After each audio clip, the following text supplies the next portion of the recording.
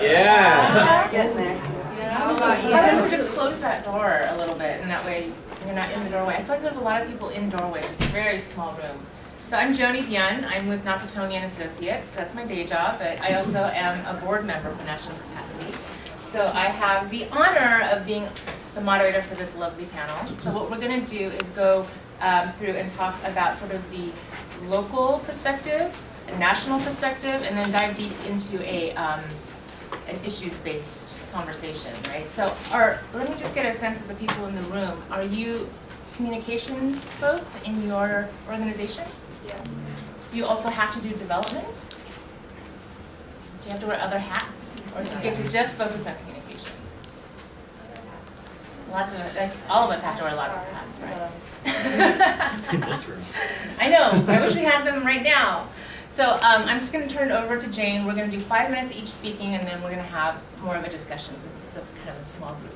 Okay? So Jane Yu is the communications director at NACASEC. Are you guys familiar with that organization? And she's helping to organize the rally tomorrow.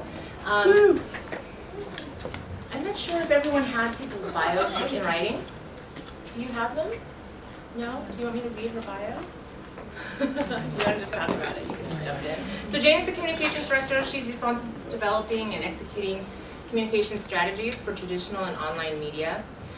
She has worked in multiple capacities, from grassroots fundraising to online to engagement to organizing national rallies, right? So she's a 1.5 generation Korean American. She was born and raised in New Jersey. No, she wasn't born in New Jersey. Came to the United States at the age of 7 and grew up in New Jersey. Sorry. 1.5 generation Korean American, that's me too. Yay. And she, as a hobby, likes to go vintaging and thrifting. She owns a rotary phone. Does anyone know what that is? Right? And she says, in her unbiased opinion, that she has the cutest Cocker Spaniel in the world. So, I'll pass it to Jane. Great. Again, my name is Jane Yu, and I'm the Communications Director for NACASEC. I am going to touch a little bit upon our organization's experiences with issue-based campaigns and how we come to identify an issue and organize and work with our community to create policy changes. And so there is a communications and storytelling component to the work that we do, so I'll touch a little bit upon that. Just to give a little background on that, because I know a lot of you nodded your heads saying that you're familiar with our organization. Yes, thank you. But we were established in 1994, and we grew to being a multi-issue national organizing network. We have affiliate organizations in Chicago and LA. But we also partner with organizations across the country on a project-by-project basis. Our main programs include the Immigrant Rights Project. We also do heavy work around civic engagement and voter empowerment, and also civil rights. And as with our affiliates in LA and Chicago, we believe that change rises up from the grassroots, and one person at a time. You'll see hopefully through what I'm saying today that the type of work that we do, the type of partnerships that we create with other organizations, and the tactics that we use really reflect our belief. So before I get into how we actually build out an issue-based campaign, I wanted to talk a little bit about the role of communications and storytelling, because it plays a really important role. I think a lot of people, when you think about campaigns or organizing, it's really, it's the organizers. But I think communicators are starting to really take on the role of being organizers themselves. And communications has played such a critical role in the past 3 years with online components as well to really help create, or to really help shaping and driving campaigns. And it's not just media, again. It's really creating the narrative of what your community wants to tell. And using different kinds of tools, again, not just media, but different kinds of tools to push that narrative out. We really want to say that communicators are not just the folks in front of the computer that writes press releases all day. Makes the flyers. Writes the flyers. We're really an integral part of campaign and organizing strategies. So 5 bullet points on how our organization identifies issue-based campaigns. So we usually follow this path, and I actually had this like really awesome PowerPoint imagined in my head, but I just didn't have the time to sort of pull it off, so I'm just going to have to just talk it through. So one is, so the 5 questions that we ask. So one is, what is the core problem that our community is facing? 2 is, based on that problem, what change do we want to see? And 3, who has those resources to create that change? 4, what resources do we have that they want? And 5, what is our strategy and tactic? So just to give a little context, I want to give an example of a current campaign that we're working on for immigration reform, specifically our effort to preserve the family immigration system, especially the sibling and adult children categories. And many of you probably know that that's currently being slated to be eliminated or severely weakened, and that's why we're having a rally tomorrow. But just to give a little background, back in mid-May, news broke out that a group of senators who were in charge of drafting an immigration reform bill were playing with the idea of severely weakening the family immigration system. And so under their plan, it was really the ability of a U.S. citizen to, or eliminating the right of a U.S. citizen to sponsor their adult child or their sibling over. But we all know that that sort of, family-based immigration is sort of the cornerstone of immigration to the U.S. So, and then what sort of made it worse was that, families were being taken a backseat while in the name of economic prosperity. So priority was given to high-skilled workers, while they were saying that families they could remain separated indefinitely because we really don't need this category or these categories, visa categories. So this brought us to question number 1 that I posed earlier. What is the core issue that our community is facing? 1, our communities are waiting to be reunited with their families. Thousands are currently stuck in the immigration backlogs. And 2, as I mentioned earlier, I was going to go over time. 2 was that they would no longer have the option of bringing their family over. So what did we want to do about this? We wanted to simply preserve the family immigration system. 2, that's the change that we want. 3, then we had to ask ourselves, well, who has the resources to create this change? And we came up with a number of different names, but ultimately it was the senators. That was our target, senators, but more specifically at that time it was the Gang of 8 senators from the different states. Before strategizing what kind of campaign that we needed to do, we asked a question for ourselves. Well, what do we have that they want?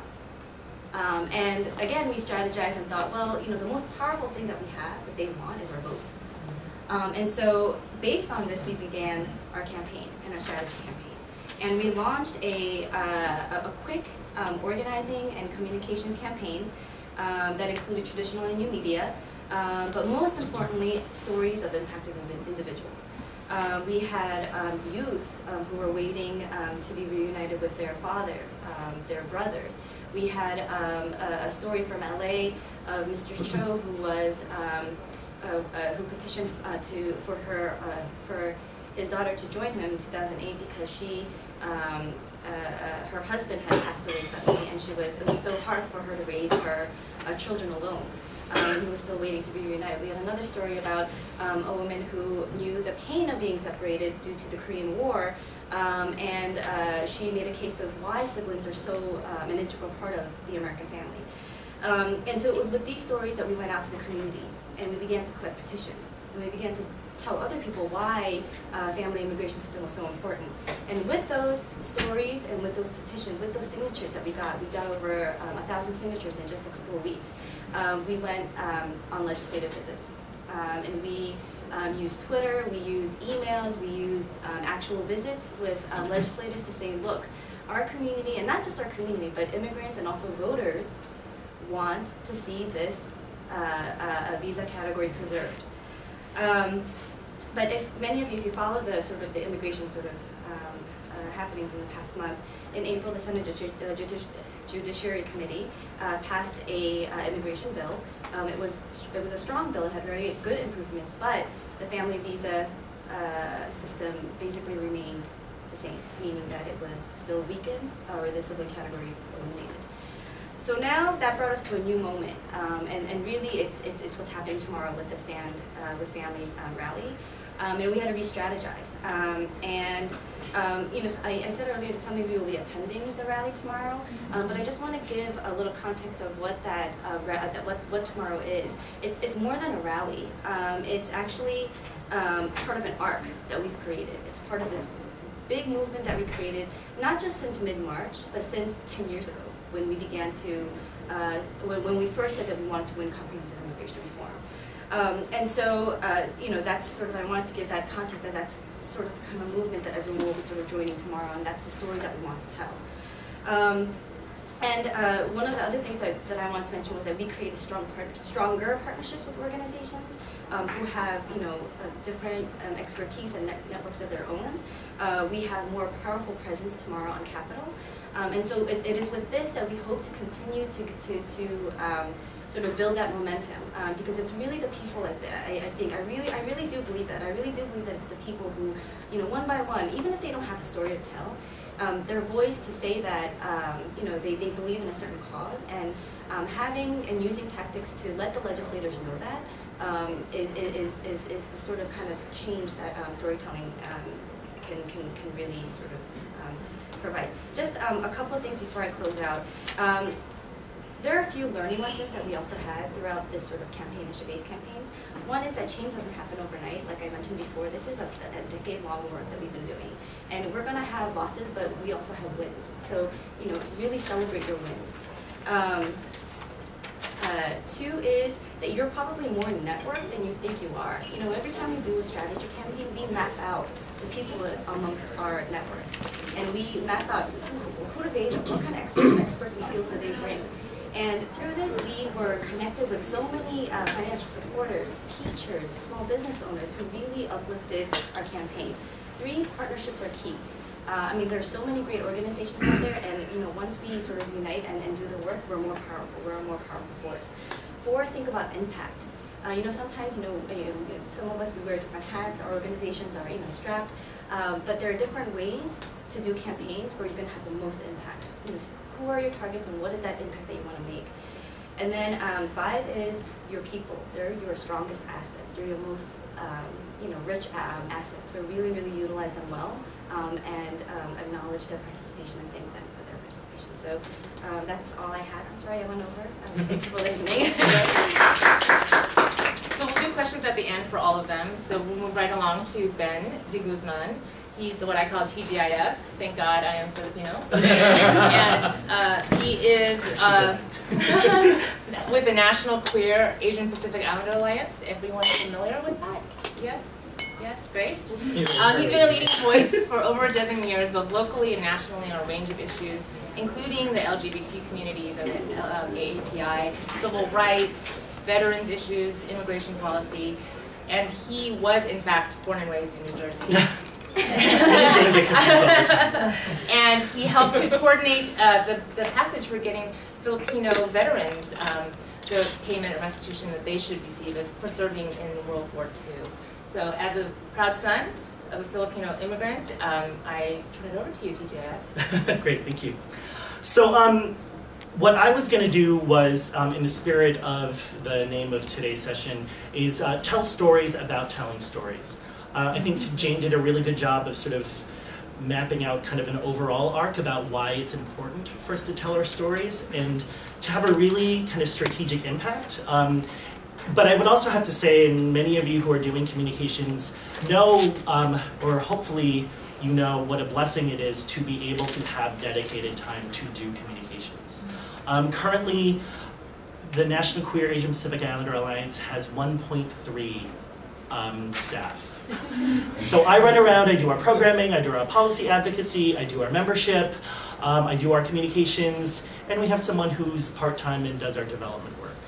So for you all who are doing communications and are paid to do it, God bless you.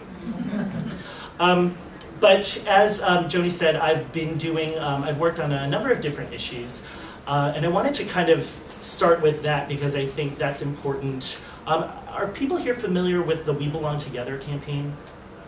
The National Asian Pacific American Women's Forum, NAPAWF, is part of that campaign. It's fighting for comprehensive immigration reform through the lens of family, keeping families together.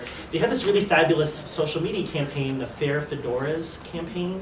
If you've seen the pictures, like Wyatt Cenac, Julianne Moore, like all these famous people wearing fedoras, because fedoras are cute, I forget the rationale, but they're wearing fedoras as a sign of the different hats that we wear in our movements. You know, so there's a picture of Pramila Jayapal from One America in Seattle. I'm a mother, I'm a justice advocate, I'm an immigrant, you know, and as we've said, we all wear many hats. And a friend of mine, Alice Hom, talked about her work as in philanthropy, in chronicling history as a queer Asian woman. As she talked about it as a joker's hat, where you have where it's not different hats, but it's one hat with different sort of corners, right? So representing the different kinds of perspectives through which she sees the world. But what I wanted to do, because we enter into the movement from different perspectives, right? Like you all are going tomorrow to the rally as people from community development organizations, right? As people thinking about immigration through the lens of economic justice, right? Like the work that we do at NCAPIA around immigration is, predominantly through the lens as people of color, as Asian folks, and as LGBT folks. And as you might be hearing, some of the ways in which, and not just within the LGBT community, because I've seen the issue of binational couples kind of putter along for at least a dozen years, as this sort of like ancillary issue, the kind of people maybe knew about, but not really, oh, there's these binational couples that are out there. And it has now emerged as the, depending on your cynicism of these things, the wedge issue around which immigration reform is being threatened. As Asian American folks, we know that families, the sibling categories, the adult married children, are also the other wedge against which comprehensive immigration reform is being positioned and threatened. And one of the things actually that we're trying to do in terms of communication is to link those two. So to say that we know as Asian folks that it takes it takes a village to raise a child, right? Like you can't do it without your aunties and your lolas and your grandparents and your cousins, and that we all work together to make sure that our families thrive. As LGBT folks, we know, and we know about the kind of bureaucratic gymnastics that we have to go to make sure that our families are recognized. And so what those two things have in common is the need for the government to have as broad a family definition as possible. Because that's what's really at stake for us in immigration, right? Who gets to define what our families are, how large they are, and who gets recognized for what particular sets of benefits. But that said, I think I have also been doing communications work as, working on the Filipino Veterans Campaign. And now through not just marriage equality, because I think that's what appears in your books, because I also think that that's been a narrow frame that's been imposed on the LGBT movement for social justice. Like, oh, as long as you get married, that's fine. Ignoring the realities that we have around economic justice, around racial equity, around employment discrimination. So, so that's the other kind of frame that we're looking to expand through communications. But with that sort of framework in place, I wanted to kind of just go through very quickly 3 types of media and maybe tell a couple of stories about some successes that we've had in those media. And Joni may yell at me or correct me, and I invite the corrections for the different ways in which I define these terms. But in terms of paid media, right, in terms of the media that we have to sort of pay to get, one of the things is, and we were going to show this, but maybe in the interest of time, you can look on our website, incapia.org, to look at the video that we created for our past conference. It includes the flash mob that we did, which I'll talk about later in social media. But it's a video that we paid a media consultant to create for us. But it talks about our conference. It talks about the work that we do, and it talks about the issues that we have and that we work on, right? So, we talk about some of the documentaries that have been made about the issues that we work on. Some of them are serious, like Filipino veterans. There's a couple of documentaries that are out there. Sunny Izon did one. Don Young with Vida Benavides did another one. But one of the cool things, the videos that are out there, was a video that Patricio Janelsa made. He did American Adobo, I think. But he did a video for this, and you can find it on YouTube, with Dante Bosco, for a song from Apple to App from Black Eyed Peas. And it's a video that talked about the Filipino Veterans Campaign. So I think that was really neat as well. And then in terms of other sort of paid media that we can think about, are ads. You know, they're very expensive. You know, I think Nakasek has been talking about like doing, you know, paid ads, you know, to have a lot of impact. But if you can get something on the Hill or Politico.com or whatever, you know, lots of people who are our stakeholders read those papers and use that media. So that's a potential area for that we might want to consider. In terms of earned media, that's where a lot of us do our work, right? Like we write our press releases, you know, we do our press advisories, and we have our editorial board meetings. Have people done editorial board meetings? Great.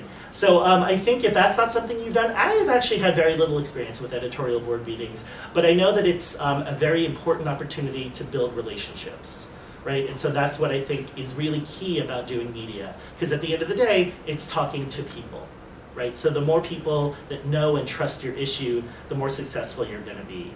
In terms of op-eds, that is actually the primary way that we're trying to do work right now to sort of expand the frames of family that we're talking about with respect to immigration. We're part of an LGBT collaborative with groups like the National Gay and Lesbian Task Force, the National Center for Trans Equality, the Gay and Lesbian Alliance Against Defamation. Actually, I think they're just called GLAAD now, right? Specifically to expand the frame so that the LGBT community is not just thinking about binational couples when they think about immigration, that they think about Jose Antonio Vargas and all the 267,000 LGBT undocumented folks, which are disproportionately Asian, by the way. The Asian percentage of LGBT undocumented is 15%. The Asian population of the overall undocumented population is 11%. So that's been a frame, that's been sort of a data point that we've used with success in talking about our issues.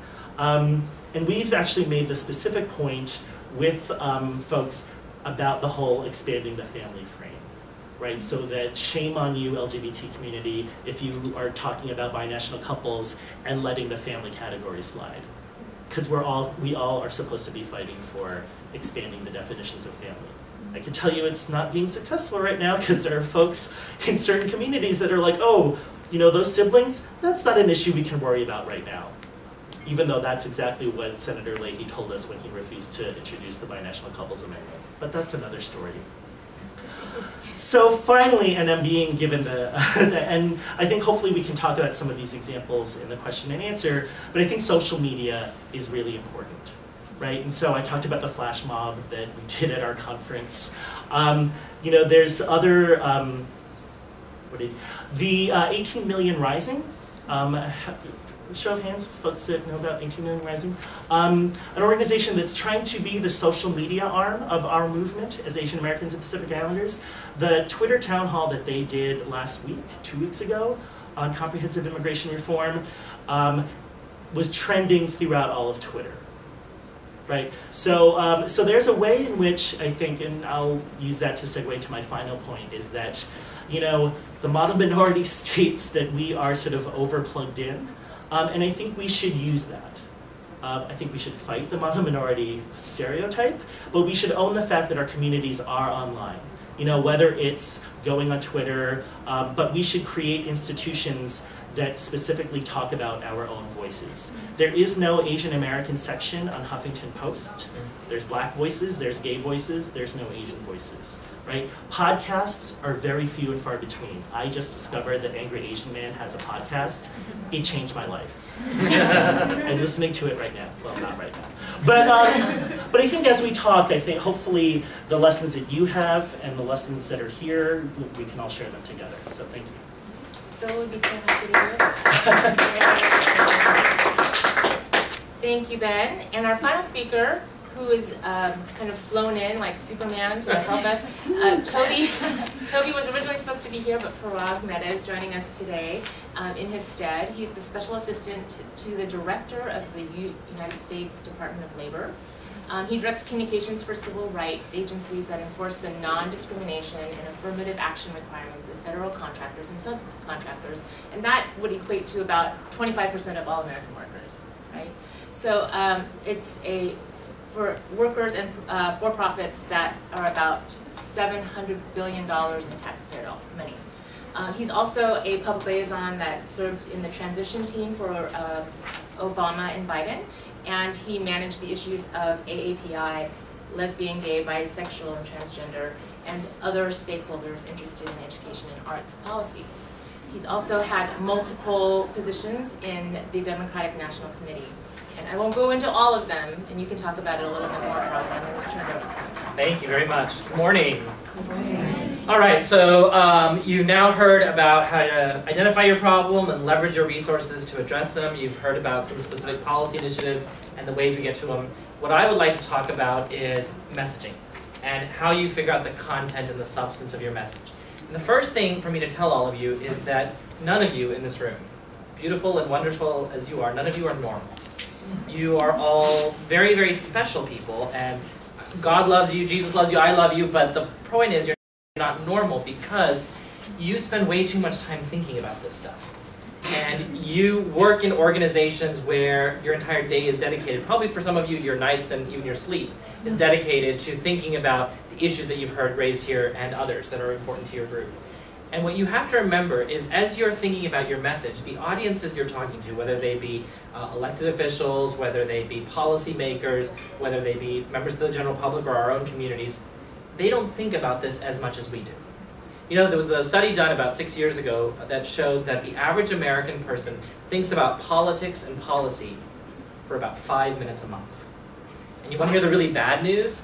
It's not 5 consecutive minutes, it's 5 total minutes spread out over the course of the month. So our job as communications people and specialists is to try and figure out how in that 5 minutes we capture their attention with a message that is memorable and that resonates.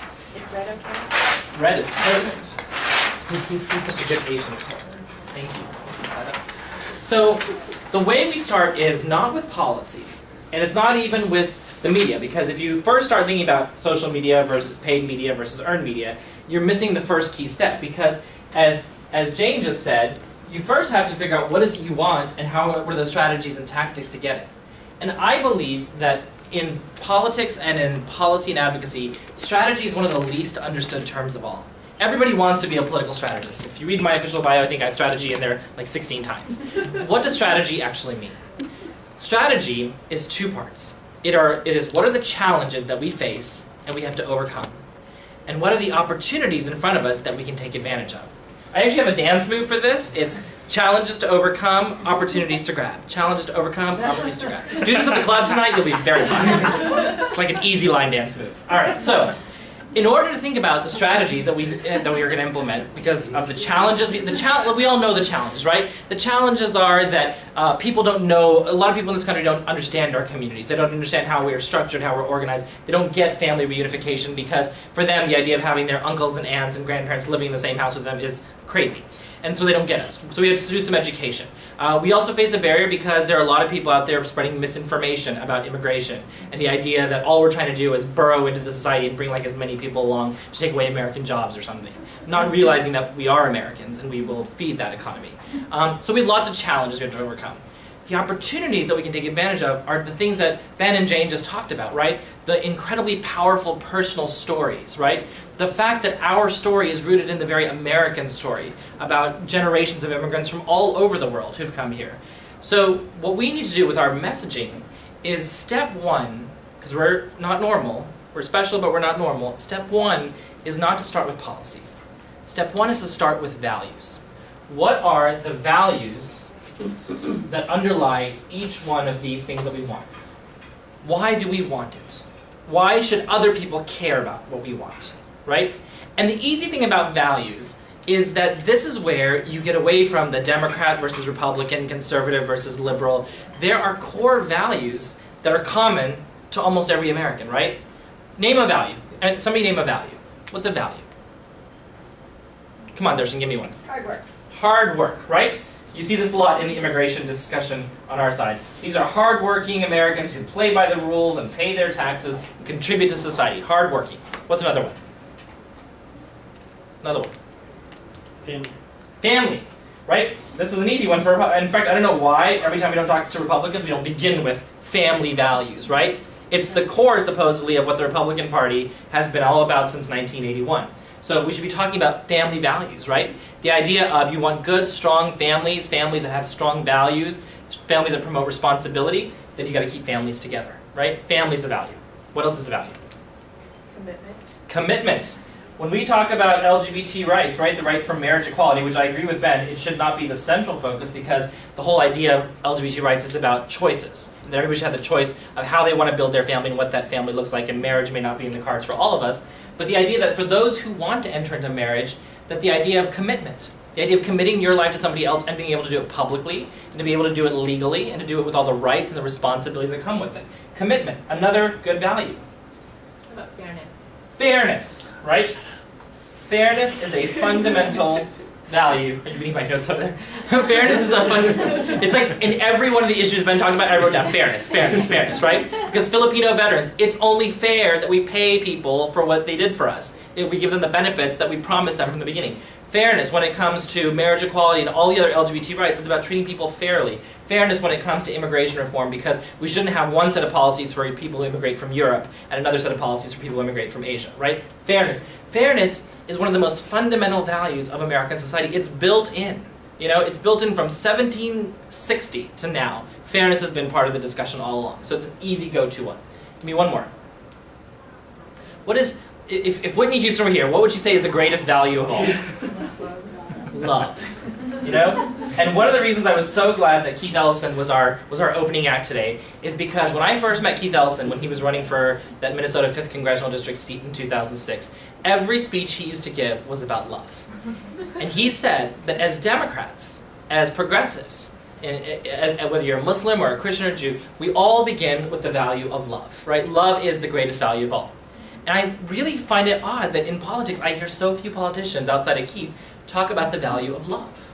Love is a fundamental value. Love thy neighbor, city of brotherly love, right? Loving commitment between families, between spouses. We should be talking about love as a value. Okay, so if we start with values, and we frame everything we're doing in values, let's talk about what a frame is. A message frame is the thing you do before you write your message. As you're thinking about your press release or your social media campaign, you need to first think about what is our message frame, right? What is it that we are trying to get people to understand about what our cause is or what our organization is about? The best way to think about this is imagine a chest of drawers in your bedroom, right, your dresser. If you took out all the drawers, all that you would have left is the frame.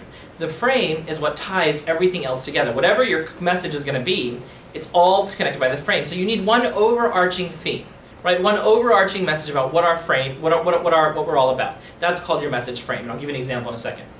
Then you have your drawers. You put your drawers back in, and the drawers would be labeled with these values. Hardworking, family values, commitment, fairness, love. We could go to justice, equality. By the way, if you ever get stuck on values, the easiest thing to do is read the Constitution and the Declaration of Independence, because they're all in there, right? Every one of the big ones is there. Liberty, justice, free. Sing the national anthem and read the Pledge of Allegiance. It's all in there, okay? Easy, easy place to find this stuff. So your drawers are labeled with the values. And when you open the drawers, you find the policies. Because when you open the equality drawer, you're going to find, you know, equal pay for equal work, right? The fair wages and a living wage, the right for people to live their lives on their own choices, choice. All those things are the policies that go inside of your drawers. Make sense? That's your message frame. Okay, last thing before I run out of time. 3 elements of a good message. Number 1, contrast. Us versus them. I want to do this, the people who oppose me want to do this, what's the difference? You need to make it explicit. And I talk about this in the context of campaigns, but it's also true in the context of policy making. You have to explain what are we trying to do and what are the people against us trying to do, and then frame each one in the values. I work for a civil rights agency. My contrast is I want to protect workers. So the people who oppose what I'm trying to do, they want to exploit workers. Which value is more important, right?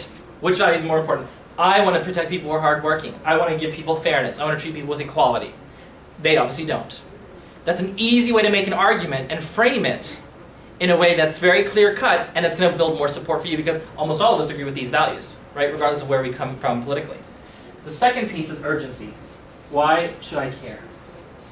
Why does this affect my life? Why does this matter to me? Right? You have to give people a sense of urgency. Mr. Cho, that Jane talked about, he can't wait. He can't wait for Congress to figure their stuff out. He's got a daughter who has lost her husband, who's trying to raise a child as a single mom. He has to have this now. We need immigration reform now. When you go out and march tomorrow, you're going to be giving those members a sense of urgency. Why does this matter right now? Our economy needs these workers right now, right? We've got to increase the cap on H-1B visas. We've got to increase family reunification. We've got to get rid of the backlogs over at USCIS because families can't afford to wait one more day, right? They've been waiting too long as it is. And then finally, last piece, vision. And I think this one is the one we have the hardest time with on our side. You have to give your audience a sense of what is the long-term vision. Where do we want to go? If everything worked out the way we wanted it to, on all the policies you've heard these two talk about, what would the world look like? Our vision is of a world that is fair, that is more just, that is more equal, and that is more true to the American dream that we all bought into the last 225 years. Contrast, urgency, vision. Your message should include these three elements. Okay? We need a dance for that. I'm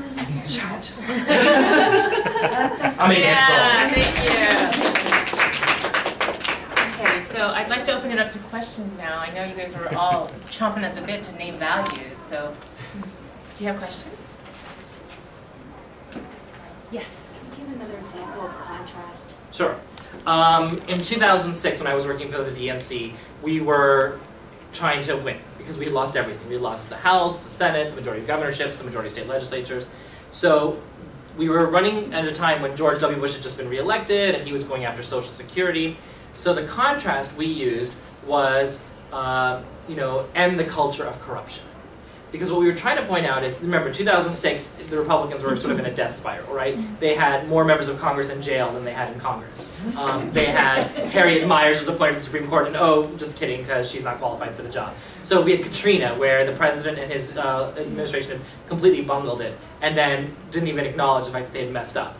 And so we had this sort of overarching theme of there's just corruption and malfeasance, and it's not working right. So our contrast in all of our messaging was we have to end this culture of corruption because all we're seeing from this administration and from its cronies is bad decision, bad governing, bad policy that's corrupt, and that's unethical, and that's illegal. So every time, the beauty of a message frame is you create it based on research and thought, but then every time the other side does something that proves your frame, you've got to point to it. Because you see, Mark Foley, sexting with an intern, corruption, right? Jack Abramoff, illegally taking money from Native American tribes, corruption. In 2008, what was the #1 word of his campaign? If you had to summarize his message in one word, change, right? Change is always an easier one because when you're trying to change the status quo, you can say, do you want change or do you want more of the same? Which, by the way, you know who did that one the best? 1992, Bill Clinton. After 12 years of Republicans, Bill Clinton said, do you want change or do you want more of the same? And I'll give you one little last point on this. Originally, when the Clinton campaign came up with that message, they came up with change versus the status quo, which is fair. Status quo just means the way things are. But James Carville, in all of his raging Cajun glory, he pointed out, he's like, status quo is Latin. Regular folks don't speak Latin. So let's put our messaging the way people actually talk. Smart idea, right? So it changed to very simply change versus more of the same. Contrast. Do you want this or do you want that? You've got to give people a choice. We do this in everything. We do this in marketing and in selling you products. We always want to tell you, do you want coffee A or coffee B? Do you want Ivory soap A or do you want Dove soap B? Pepsi or Coke? You've got to give people a sense of what the difference is. Did I answer your question? Does anyone else want to contribute to that about contrast? I actually think that in terms of what you were saying that we don't do enough, I actually wonder about, because we know why we want to see the change we want to see, right? We know why we want to bring our families together and that sort of thing. But I think especially for families for people that don't have the immigrant experience, like making that contrast is potentially even more important because it's not part of their experience, right? And so you're kind of actually blowing my mind right now. So I feel like this is where we are not explaining what it means. Yeah. You know, to just, oh, well, it's going to take 20 years for me to bring my, sibling here, so just screw it. Like, but what does that even mean for people who don't know what that would feel like? And that's why the storytelling is so important. We have all of these different facts and stats and numbers, and Josh gave all those numbers yesterday on poverty. I don't know you guys in the session, but I always want to know, like, what's the story there? What does it mean? And so what does it mean for us? What does it mean for you? And that's what people really sort of grab onto and remember. They remember the story. They remember Mr. Cho. They remember Joe the plumber. You know, that kind of thing. Like they grab onto those stories. Nor plumber. Right. Questions? More questions from the group. Hey, I'm Victoria Wynn from the Center for Community and Community Services in Atlanta, and I think my question is more for Nakasa. What are your approaches with, mobilizing the community, the people? Like, what kind of strategies do you take with bringing people in and educating the community? So again, NACASAC, we're a national organization, so we're very rooted in the community through our local affiliates. And so we have a sort of like a holistic model of organizing. So our affiliate organizations, they have a social services arm where they help seniors enroll in benefits. They help undocumented students with DACA or before it was in-state tuition consultations. It was helping women and children enroll. A lot of different sort of social services, but we all know that on the local, state, and federal levels, a lot of these programs that we help community members enroll in, it's always on the chopping blocks, whether it's the CAPACD program in California, whether it's Medicare, Medicaid. So we educate our base, saying, well, you need these services, and you're entitled to these services, but every year, when our government is coming up with their budget, these programs are sort of first on the chopping blocks. And so what do? We educate them. Well, you have the power and the voice to talk to your legislators, to talk to the media, to get your story out on why these benefits or why these programs need to be protected. And it's through, so it's like a multi-step sort of process, and where we offer services, we educate, and then we organize them to be, this is a cliche term, but agents of social change. And so that's how we build sort of the voices and sort of the presence of our community members. And I know sometimes you have a strong services arm. And so I think when I said earlier, when we work with organizations across the country, project by project basis, a lot of the organizations are, whether they're service oriented or or they're senior housing centers, but so we are able to partner with them to sort of have them see that they have a base of people who are impacted by a lot of these policies, and once they start thinking about sort of how you can mobilize that base to create the change we want, and sort of unite on that, and together we can be a strong force. I just want to give props to NACASAC on one thing that they did on social media. A couple of weeks ago, my friend Jayon, who used to be on the board of NACASAC, she posted on Facebook this photo of her family. It's her husband, who is El Salvadorian, and her two very, very attractive children. And it was a NACASAC meme because I think they invited their members to take family photos and then put like a little tagline about what it means to be an immigrant family. And the reason why that was important is it's another way to tell our story, because we probably have, each of us, friends in our lives who don't necessarily understand or appreciate what it took for us to come here. They may understand that we're the children of immigrants, that might be obvious, but to know that the reason why my family came here is because my dad's older brother sponsored him to come, and then my dad in turn sponsored his brother. So letting the people in our own networks know first that this is who we are, this is where we came from, so that for those folks who may be likely to be sympathetic but just haven't been exposed to our story, they can attach now a real face and a real family to the idea. And that picture went viral very quickly, because Jayon has like a lot of friends who saw that, who then I shared it on my wall, and then more people that I know liked it. So it was like sort of we built this echo chamber of, oh, I know somebody like this, right? The idea that I now know somebody who's directly affected by this, it makes you care more. So that was a really brilliant social media effort. And just to add, we use time picks. So that was a Mother's Day. Yeah, it was a Mother's Day thing, right? So when we have something that we want to do for Father's Day, there is International Women's Day. There are different time picks that we use to sort of. 4th of July, there's going to be lots of opportunities. Citizenship Day. The only other thing that I would say to that is that one-on-one contact matters. So even if we know that our database has about 2,000 people that have signed up to our events or whatever, or come to our summits or whatever, right now we are revisiting those folks and we're doing phone banks. So we've been doing phone banks in New York. We're doing one on Thursday if you all are able to come. Free refreshments. But it matters. It's part of our postcard campaign.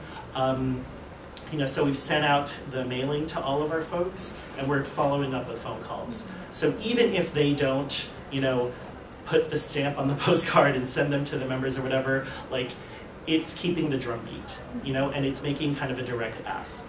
So I'm hearing like, oh, hey Ben, one of your volunteers called me the other day, and so it just lets me know that people are still sort of out there and are thinking about our stuff. So. Thank you. Thank you all. We have Parag for about 5 more minutes. So any questions directly for him before he leaves? I'm glad that you mentioned something tangible, because I often wonder what is the real impact of social media. So it's quite fine if you, within your own circles, are viraling, whatever the word is, I like viraling. pictures of your immigrant families, but what is the real impact? Like, how do you measure that tangibly to within your circles and outside of your circles? Well, I think within our circles is sort of the most obvious one, right? Because if you look at, I'll use the gay marriage or same-sex marriage debate in this country, the Human Rights Campaign on the day before the Supreme Court hearing put out a picture of their logo, the equal sign, and they changed the background to red for love and then pink for marriage equality for the equal sign. And it was just like, okay, yeah, another Facebook meme. Within 24 hours, 13 million people had changed their Facebook profile picture or their Twitter avatar to that picture. And what was most amazing to me was my partner, he actually, he changed his, I changed mine, but then he started Facebook chatting with every single friend he had, people who were straight, gay, who had thought about this issue and never even considered it, and said, today I'm asking you to please change your profile picture. And that simple act of a friend asking you to change your profile picture, I was amazed at how many people did it. To the point where when I got home that night, on that Monday night before the court hearing, I opened my Facebook, my entire newsfeed was red.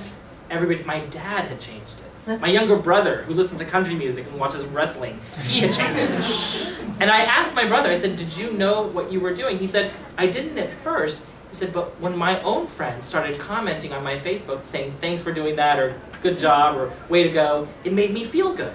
And so then because he'd never thought about marriage equality, even though his brother's gay, but he had just done it, and he'd gotten so much positive feedback for it that it made him feel good about it. And he left it as his profile picture for an entire week. So that's the effect of doing it with people you know, because it starts the conversations that sometimes aren't organic enough for us to start on our own. I think the effect for people you don't know is when things go viral. And I think there are examples of people who do this really, really well. George Takei being, I think, my all-time favorite, because he does it with both humor but also poignancy. If any of you follow George Takei on Twitter or on Facebook, you know he posts hilarious stuff. Hilarious. But probably the most moving thing he posted was a couple weeks ago when he posted a childhood photo of himself and talked about being a survivor of a Japanese internment camp. Which, I have to admit, being a George Takei fan, I did not know. I mean, I figured he's a Japanese American of a certain age, maybe. But I didn't know, and when he talked about it, it created another avenue for his millions of fans around the world. Or when he talks about being a gay man and wanting to have marriage equality, I think it influences people to think differently. And I was talking to a friend yesterday who we were arguing about President Obama coming out for marriage equality and how did he do it and was it the right way to do it. And my friend made a really good point. He said, even if you don't agree with the whole idea of him saying I was evolving on marriage, the beauty of how he did it was he gave others permission to evolve as well.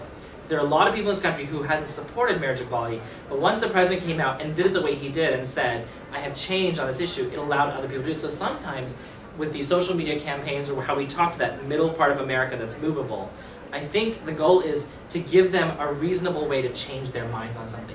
Because it's very hard for as us human beings to admit that we were wrong. So fine, I don't need you to admit you were wrong. I just need you to move to the place where you need to be. And evolution is a very normal human thing, regardless of what the anti-evolution people say. So my point is, giving them that cover, and social media is one really good way to do it, as it was for my brother, as it was for the president. And not a flip-flopper. Not and without being a flip-flopper, because it's like I truly changed. I truly grew on this. So we have, so we're talking specifically about gay marriage and immigration a lot up here, but this could be applicable to any of the issues that you work on, whether it be voter rights, civil rights, human rights, whatever kind of rights that you have. Can you see the applicability to what you're working on today? Yes? Okay. Other questions before we use Parag? Your PCI conference. I'm sorry, I should go back to my day job. So, not piecing out, love the conference. Can I grab a business card? Sure, and actually, I'll tell you the best way to get a hold of me on Twitter. I'm at Paragi, P-A-R-A-G-I-E. It's just my first name with an I-E. And same on Facebook, facebook.com/Paragi. So, and my email address is on there. So that's another easy way to find me. And I'm happy to talk about your specific situation. P-A-R-A-G-I-E? Correct. Okay. Paragi. Yep. And one last thing before I leave, I'll make a pitch to you is, you know, we've been talking a lot about this on sort of the larger national level, right? But I think Jane alluded to some of the work you're doing in state and local politics. One really important tactic to do is to do some research on the people that you're meeting with. So when you're meeting with a member of the city council or the school board or the water board, make sure you do your research on them. Who are they? Who works for them? Because one of the most effective things I've seen on all these debates, whether it's immigration or gay marriage, and it's true at the local level, is if you can make a personal connection with either the elected official that you're meeting with, the decision maker you're meeting with, or somebody on their staff. I have been amazed at how many Republicans have changed their position on marriage equality simply because somebody in their life, their child, their staff member, came out to them and made it personal. It's very, very difficult to be opposed to these basic issues of fairness when you actually know somebody that you care about. In the New York debate, the final swing vote was a Republican on the gay marriage debate, was a Republican whose nephew called and said, I won't be coming to your house anymore if you vote against my rights. And it had never occurred to him that in his own family this decision. I think the same is true of any public policy. You've got to find people who are directly affected by it, who have that leverage that Jane talked about, that ability to influence people in power. So do your research, do your homework, and for goodness sakes, never look down on the staffers who work for these offices, because I will tell you the most important lesson I've learned in DC is the people who run the city are scheduling assistants and legislative assistants and staff aides and special assistants. Those people have an enormous amount of power to get their bosses to pay attention to something. So know them, build relationships with them, foster relationships over time with them, and make them one of the targets of your messaging, because they can be very, very influential. All right? With that, I'll stop. Thank you for making time. Okay. Our tweet from this session has already been favorited. Wow, see? That's the power of Danny Guzman. Check your Twitter feed. Bye, guys. Bye, thanks. Bye. Other questions? Well, we still have Jane and me. I would also say, sorry, but for your communication stuff, that should, everything that you do should be put on social media also. You know, like, I feel like we made an assumption that, like, oh, well, you know, if we just put our op-ed or wherever it gets posted or whatever, you know, it'll get out there in the Ethernet, and, like, pounding the internet pavement matters. Like, we did an op-ed that, you know, when the Center for American Progress came out with that number about LGBT undocumented folks, right, and that it was disproportionately Asian. I didn't think anyone would pick it up. The next thing I know, a funder is emailing us, and you know, we had been trying to knock on their door to get access to additional funding that the LGBT community has been pouring into immigration. And I don't want to say that that one op-ed changed their mind, but it ratcheted up the level of, you know, rather than being just one of the also-rans, you know, we are now one of the kind of inner circle of LGBT groups anywhere that are really trying to push this frame around, you know, CIR and the broader impact for the community. So, you know, I would just like keep pushing, because you never know who's gonna sort of dig it up. Do you want to go back to not new media, but old media? Do people still pitch to reporters in this room? Is that of interest? Do you want to talk about like media, general market media, ethnic media? No, yes, no. What were you going to say, Jane? I just had a really quick thing. It's sort of piggybacking on what Ben was saying, but you know, when we put up a Facebook post or when we put up blogs by our youth or our community member, I think, you know, in the very beginning we fall into the trap like, oh, we're going to post it and everyone's going to see it, but it's really the ability to push that out and continuing to sort of rehash it. So any opportunity you get, whether it's emailing it out or tweeting it out or whatever it may be, like make sure that that content that lives on your site, it gets reused over and over again. And then another thing that we recently started doing was, I mentioned arcs, creating arcs and movements. I mentioned a bigger arc, this decade-long arc that we had for CIR, but when it comes to communications, we have a e-blast that we e-blast out to our national sort of folks who are getting our emails. But when we have a certain campaign like tomorrow's rally, we want to create an arc, a story arc, saying, hey, we're doing this because this is needed. Two, hey, this is what's happening locally. This is what our members are actually doing to prepare the fundraising. They're sharing their stories. We're a day away. We're here. Right now, there are 300 people on the east lawn of the Capitol. And the day after, I think people tend to forget that the afterwards is also important. After the rally ends, we did it. But we need to continue moving forward. So it's when you tell that story of the work that you're doing, whether it's housing empowerment or financial empowerment, whatever it is, see it as sort of like a story arc, not just this one-shot deal that you're And thank yous go such a long way too. After we did it, is thank you for all those people who helped us, and that continues that motion as well. So we had also talked a little bit about how to make. So we talked about social impact, talked about social media impact, defining things for ourselves, our stories here, that we define it ourselves versus having someone else define it for us. So I feel like when we learn, either you read it, you hear it, you read it and hear it, but the best way to learn is actually teach it. So I want to just kind of go around the room quickly and ask people, like, what would they tell someone from what you learned today? If you will share just something brief that you would pass on to somebody. Start in the back.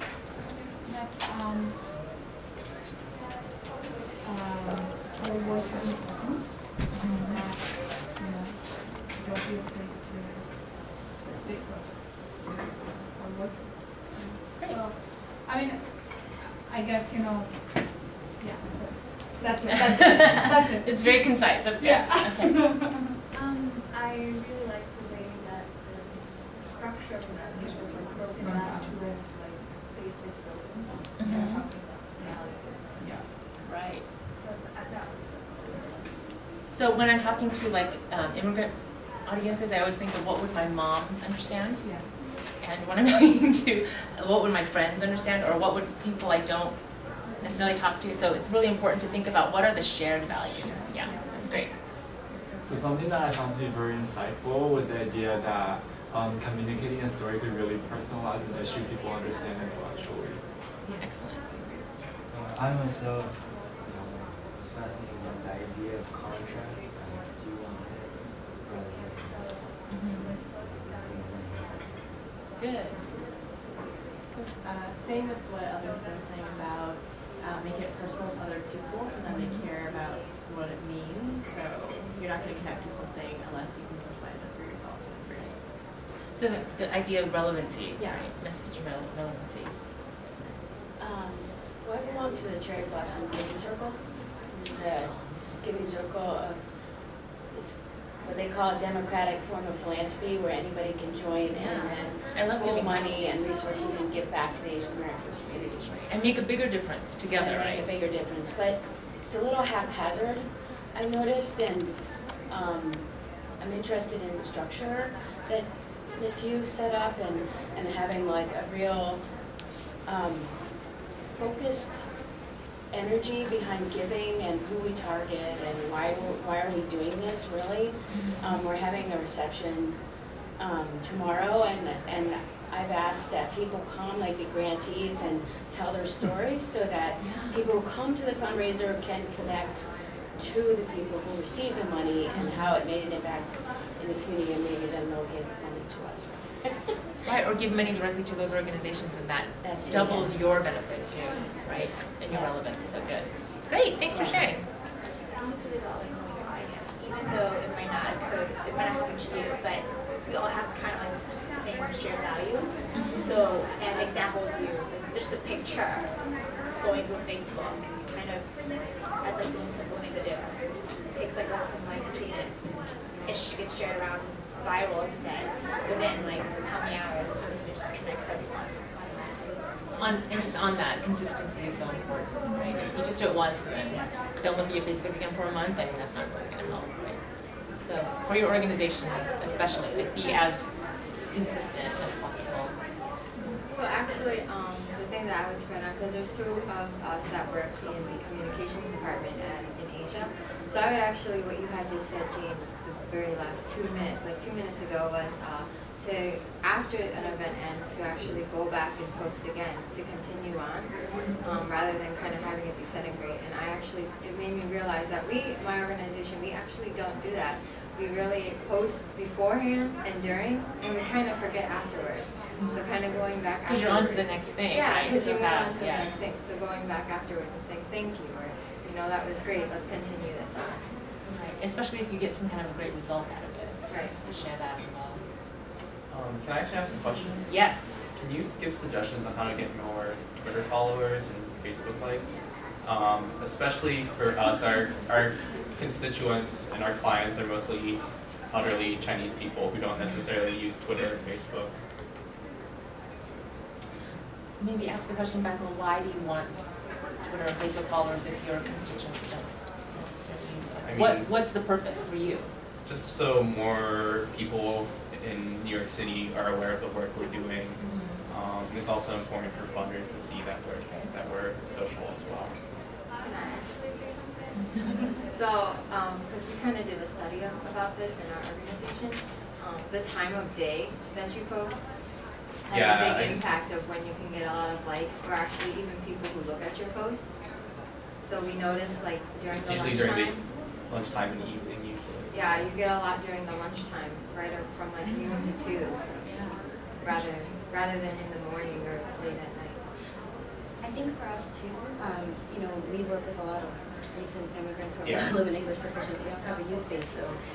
But I think what Joni said too is like, who do we want? Like, what is that online arm that we want to build, and what kind of people do we want to follow? And for us, it took a while to sort of figure that out and build our base. But we wanted specifically English-speaking online learners who could be sort of the spokespeople of sort of the work that we do. And so we use not only Twitter, but also the content that we created, whether it's fact sheets or blogs or whatever we did to push it out on Twitter and engage.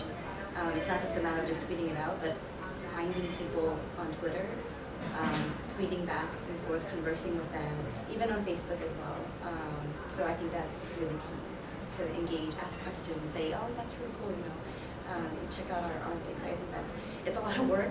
It's not just, a thing that you post and forget about. It's really that cultivating that engagement. Yeah.